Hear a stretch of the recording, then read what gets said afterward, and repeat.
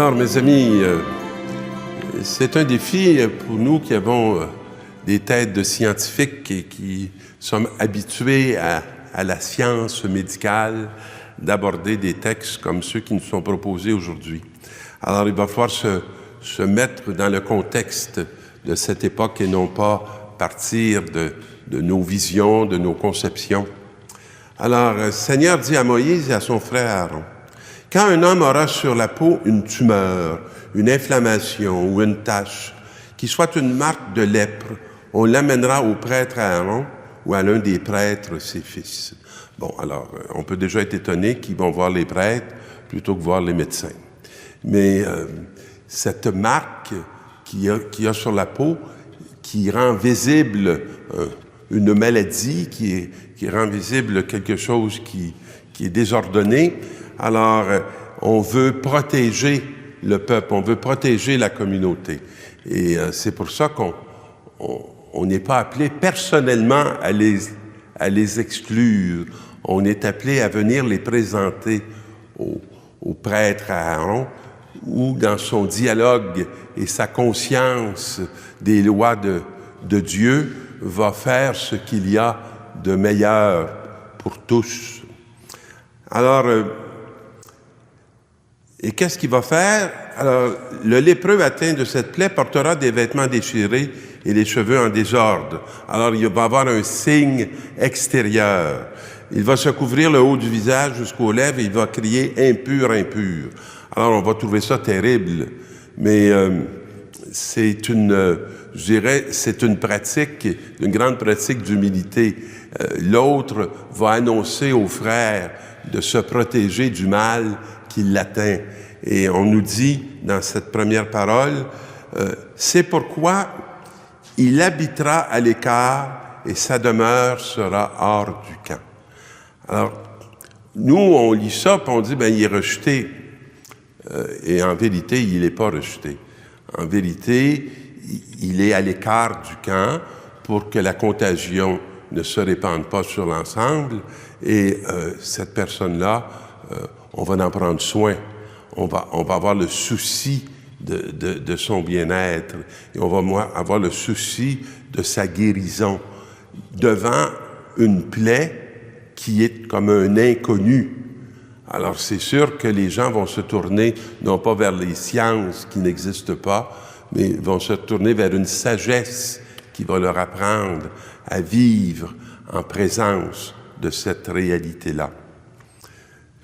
Dans la deuxième lecture, c'est « Frères, tout ce que vous faites, manger, boire, n'importe quoi d'autre, faites-le pour la gloire de Dieu.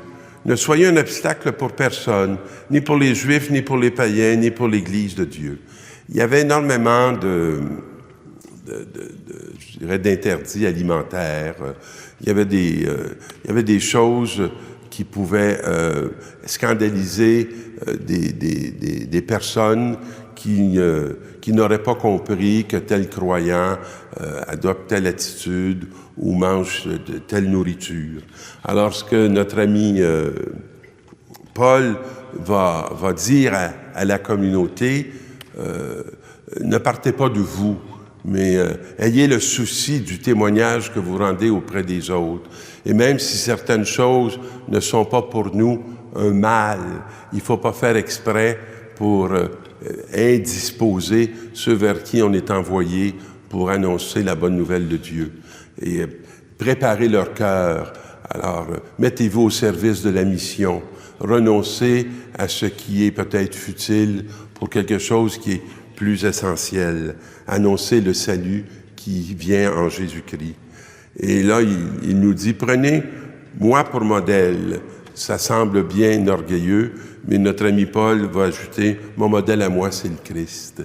Alors, c'est avec moi, identifiez-vous au Christ et prenez-le comme modèle. Il a renoncé à tout pour que nous puissions l'avoir, le salut.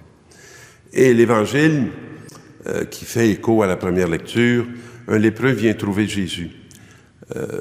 C'est déjà beau comme introduction, parce que il ne s'éloigne pas, il ne s'écarte pas, il ne se distance pas.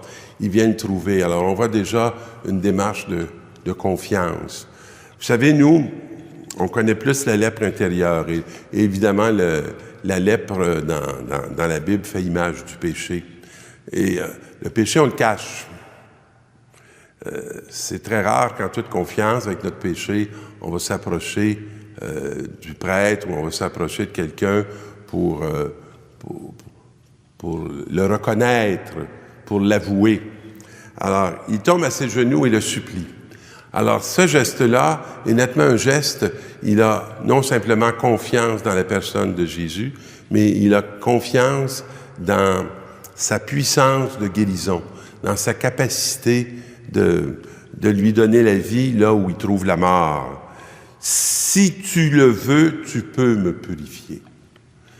Et il faut toujours que j'arrête sur le mot purifier, parce que dans notre contexte, il a tellement fait appel à la dimension de la sexualité, alors que le mot purifier fait beaucoup plus appel à la dimension d'un être entier, d'un être pur, qui est purement humain, hein, qui n'est pas déshumanisé, qui n'est pas entaché du mal. Alors, pris de pitié devant cet homme, Jésus étendit la main. J'aime voir cette image à deux niveaux. Alors, je l'ai sûrement déjà partagé, mais étendre la main, on peut étendre la main comme ça. Mais on peut étendre la main comme ça. Alors, derrière cette image-là, il y a à la fois Jésus qui va étendre la main et qui va toucher à l'impur. Combien de fois on refuse de toucher à l'impur parce qu'on ne veut pas que les gens nous associent aux impurs. Alors Jésus, il franchit cet interdit. Et dans son toucher, il manifeste qu'il est rejoint, qu'il est atteint et qu'il veut aussi se faire proche, se mettre en communion. On peut penser à saint François dans sa rencontre avec le lépreux. On voit il est bien le disciple de Jésus-Christ. Alors, et Jésus étendit la main, le toucha. Je ne sais pas si on s'aperçoit qu'on ne peut pas faire de prédication, on ne peut pas être un bon témoin si on ne touche pas les autres. Puis pas juste les toucher physiquement, mais les toucher dans leur être, les toucher intérieurement. Alors, il dit, « Je le veux, sois purifié. » Voilà la volonté de Dieu. La volonté de Dieu, c'est qu'on ne soit pas des êtres à rabais, mais qu'on soit vraiment des êtres entiers, des hommes et des femmes vraiment accomplis, des hommes et des femmes en unité. Alors, à l'instant même, sa lèpre le quitta et il fut purifié. Et Jésus va le renvoyer avec cet avertissement sévère. Ne dis rien à personne, mais va te montrer au prêtre. Jésus ne veut pas qu'il aille conter l'histoire. Parce que les conséquences de conter l'histoire, c'est qu'aux yeux du peuple, Jésus va devenir impur lui-même. Ça reprend une dimension de la deuxième lecture, hein, de ne pas scandaliser, de pas mettre des obstacles pour que les autres puissent s'approcher de Dieu, s'approcher de Jésus. Et c'est comme s'il invite cet homme-là à garder pour son intimité cette réalité qu'il vient d'expérimenter. Alors, il dit, va te montrer au prêtre. Ça rejoint une dimension de l'autre lecture qu'on avait avant. Le prêtre, c'est celui qui va mettre hors du camp, mais c'est celui qui va réintégrer dans le camp.